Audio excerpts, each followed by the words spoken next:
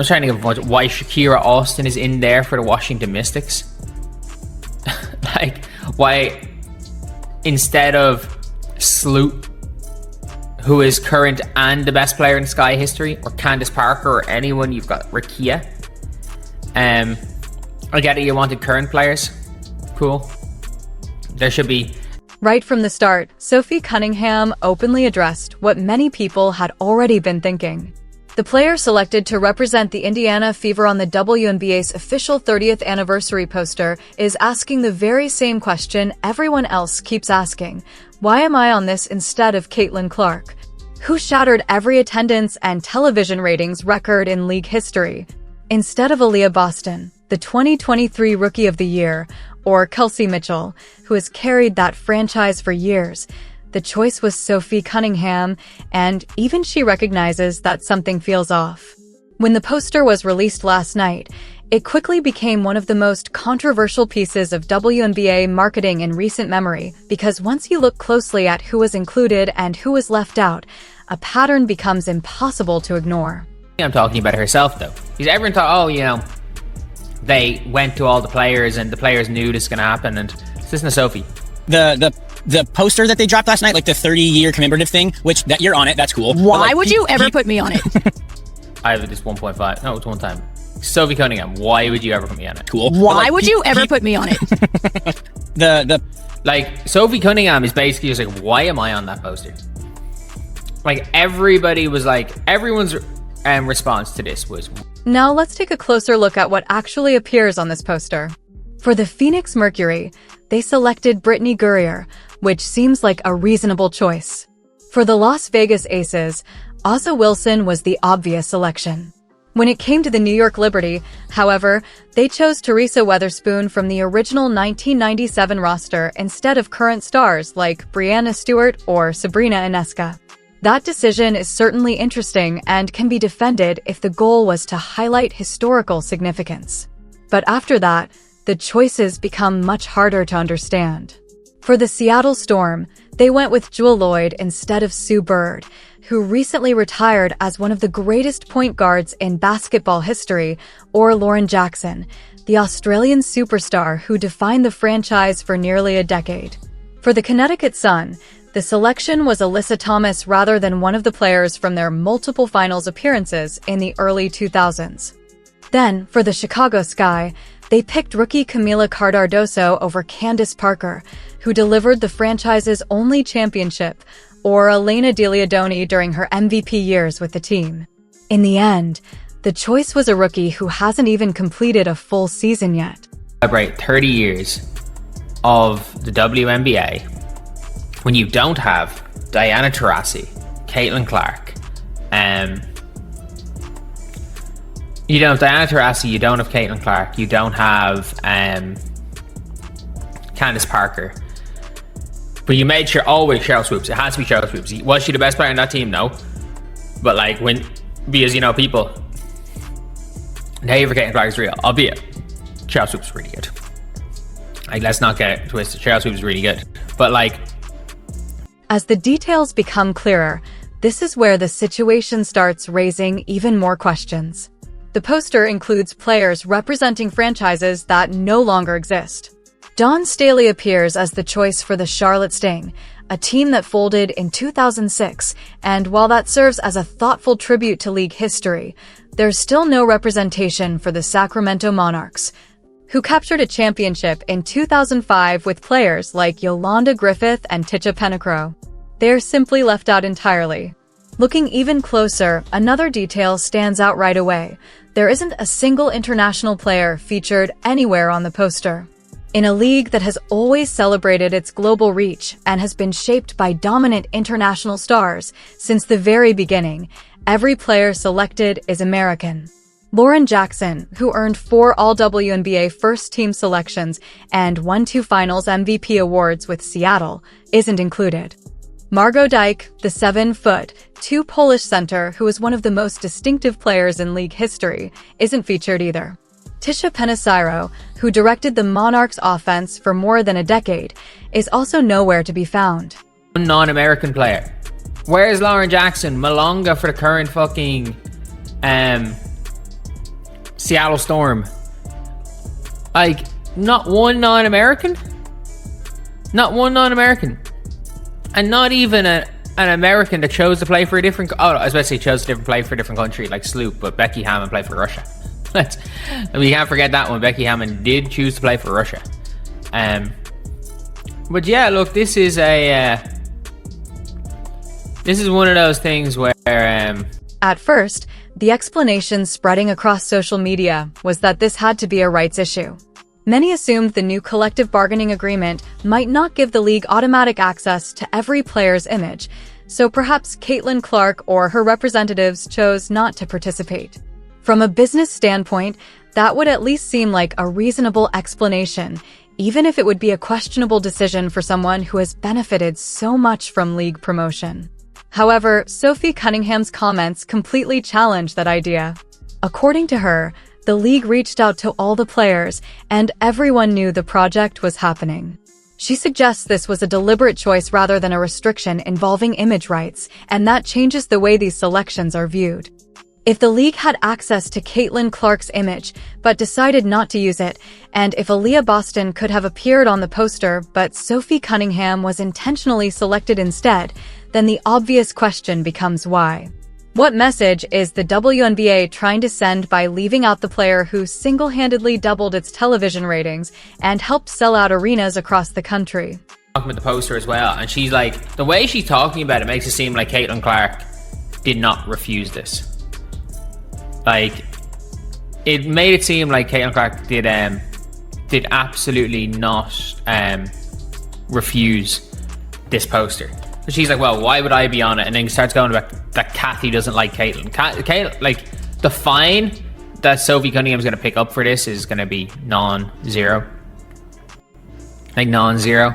Now let's look at the Indiana Fever calendar situation, because it adds another important layer to this discussion.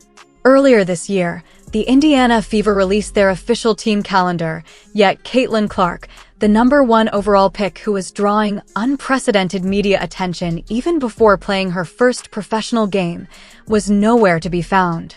Fans later discovered that the same company producing the Fever's team calendar was also selling a separate Caitlin Clark calendar. That led many to believe the decision came down to simple business strategy. Why include your biggest star in the team calendar when you can market a separate product focused entirely on her? While that approach may seem cynical, it does make financial sense Instead, it represents the league's own decision about how it wants to present both its history and its current identity to the public. Like, she's still in the league, I get it. But, like, oh, it is what it is. That's all I can say. This is mad. Like, Sophie Cunningham, again, I didn't make a video on this because I thought, oh, maybe it's just a rights issue. But the way Sophie Cunningham's talking about it again, I haven't been sure whether WWE does or doesn't have the image rights to use Caitlin, but Sophie's response leads me to believe it was surprising for her too. As far as I'm aware, I've seen posts about it. As far as I'm aware... What makes this situation even more significant is that the timing could hardly have been worse. The poster was released on the very same day Caitlin Clark was hit by 2 cheap shots during a game, while discussions about whether the physical play against her had crossed the line were dominating WNBA coverage. Throughout the season, the league has repeatedly faced challenges with this kind of messaging. Each time it has had an opportunity to embrace the Caitlin Clark phenomenon and use it to elevate the entire WNBA, it has appeared hesitant and, at times, reluctant to fully do so. Put Caitlin Clark on anything in the Fever calendar. The Fever calendar didn't have Caitlin Clark, so it's like, it has to be a rights issue. But also, I think people found out that they were selling a Caitlin Clark calendar. So whatever the company was that had the Fever calendar was also selling a Caitlin Clark calendar. So it's like, all right then. Clearly that's what they're trying. That's what they're about. That's what they're trying to do. But yeah, look, this now is something that is blown way out of proportion and had a way bigger kind of impact on. Looking beyond Caitlin Clark, there are several other notable absences that immediately stand out on this poster. Diana Taurasi, the league's all-time leading scorer and one of the most recognizable faces of the WNBA for the past 2 decades, isn't included. Instead, The Mercury are represented by Brittney Gurrier. Despite Terzi's 5 Olympic gold medals, 3 WNBA championships, and 10 All-WNBA first-team selections, she does not appear on the league's 30th anniversary poster. Candace Parker, who captured championships with 2 different franchises and became one of the most marketable players in league history, is also missing. Sue Bird, who recently retired after winning 4 championships and becoming the WNBA's all-time assists leader, is absent as well. These are not minor omissions, but some of the greatest players the league has ever seen. Sheryl Swoopes does appear on the poster as the representative for the Houston Comets, and her accomplishments as a 3-time MVP and 4-time champion are undeniable. However, whether she was the best player on those Comets dynasty teams remains open to debate, especially considering Cynthia Cooper earned 2 Finals MVP awards. The larger point is that if historical players are being included for certain franchises, the selection criteria becomes much more difficult to understand once you see how many other legendary names were left out entirely. Like, that does not help anything in this scenario. But, yeah, it's an interesting one. That's the only word I can use to say it. It is interesting to see how much the league continues to fuck this up. And, like, they don't need to release this. The league doesn't need to release a statement about the rights, but like what they need to do is, like, during the CBA, if it was a rights issue because of the backlash, you know for a fact The Athletic will be writing about this. No credible source. After examining the poster more closely, a noticeable pattern begins to take shape. With a few historical exceptions such as Swoopes and Staley, the selections appear to favor a particular type of player. Most of those chosen have spent several years in the league, are highly respected within WNBA circles, but are not always the biggest stars or the most accomplished players representing their franchises. It almost feels as though the poster is sending the message, "This is who we are," regardless of whoever is receiving the most mainstream attention today. This is the WNBA on its own terms, not according to casual fans or media narratives beyond our control. There is certainly something admirable about a league wanting to define its own identity instead of letting outside forces do it. However, in the sports and entertainment business, where success depends on attracting viewers and filling arenas, intentionally minimizing the visibility of your most popular and accomplished players seems like an unusual strategy. This appears to reflect a challenge the WNBA has faced throughout the season, balancing the desire to grow the league while also wanting that growth to happen under its own preferred terms. When Caitlin Clark arrived and brought millions of new fans with her, the league's response often seemed mixed. At times it embraced the increased attention and promoted it, while at other moments it appeared almost defensive, as if it needed to remind everyone that the WNBA existed long before Caitlin Clark and will continue long after her. Both of those ideas can be true at the same time. The league has spent 30 years building its foundation through outstanding players who unquestionably deserve recognition, and Caitlin Clark has also elevated its profile in ways few players have since perhaps Candace Parker or Maya Moore. Those facts are not mutually exclusive. Yet this poster gives the impression that the league is more focused on emphasizing its independence from the Caitlin Clark phenomenon than on taking advantage of the momentum it has created. That decision could carry consequences, particularly among the new fans who began following the league because of her. Imagine a casual viewer who started watching WNBA games after following Caitlin Clark's journey from Iowa. They watched her set attendance, television ratings, and jersey sales records, saw her help lead the Fever back to the playoffs after several years, and then looked at the league's official 30th anniversary poster only to discover that she wasn't featured at all. That naturally raises another question. What message does this send about how the league values the player who introduced so many people to the WNBA?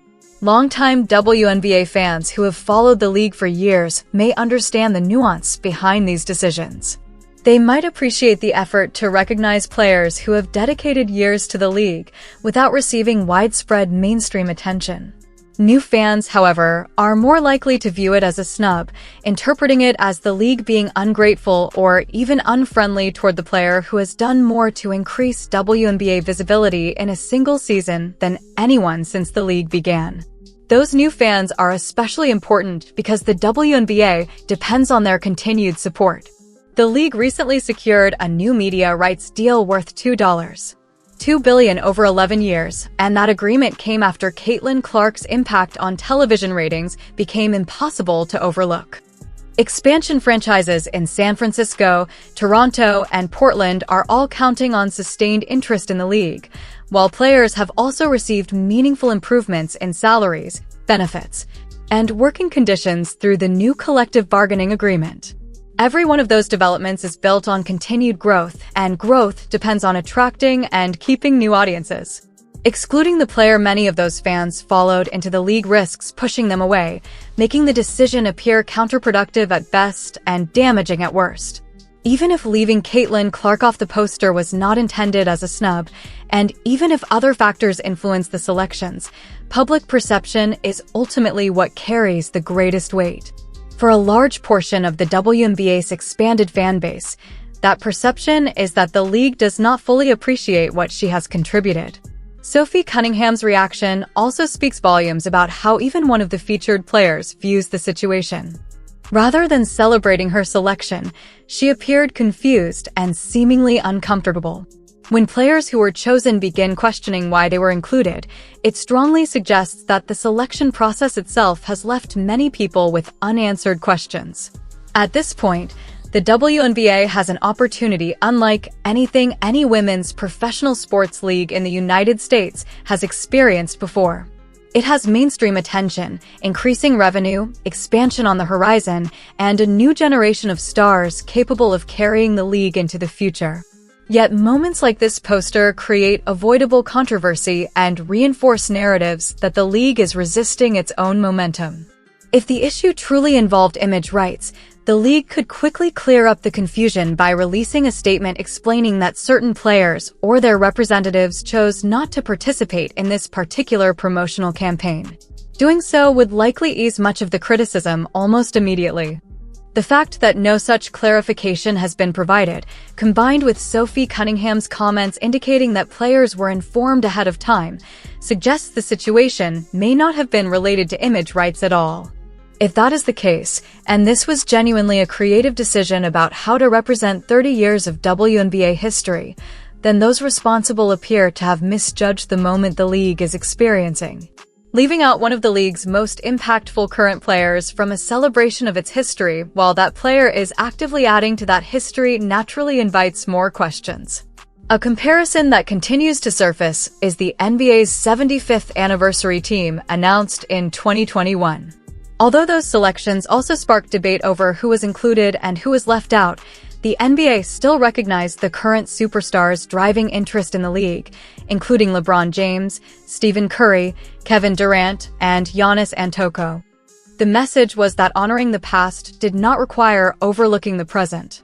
The WNBA had an opportunity to take a similar approach by recognizing the legends who built its foundation while also celebrating the current stars helping elevate the league to new levels, creating something both longtime supporters and newer fans could appreciate together.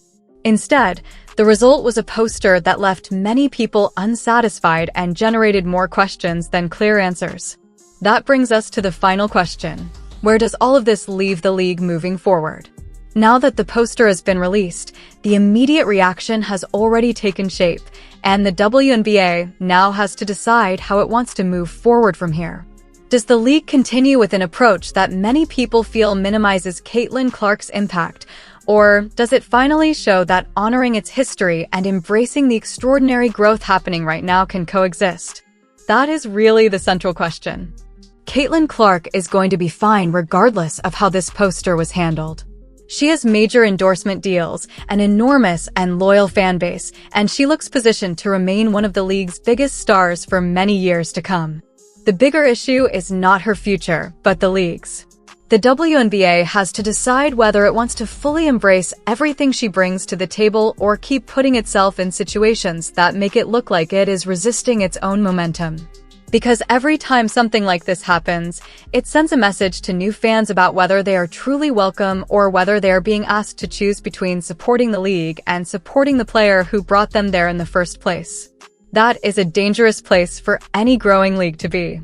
If the WNBA wants to keep expanding its audience, building its brand, and turning this current wave of attention into something lasting, it cannot afford to keep creating avoidable controversies that overshadow the product on the court.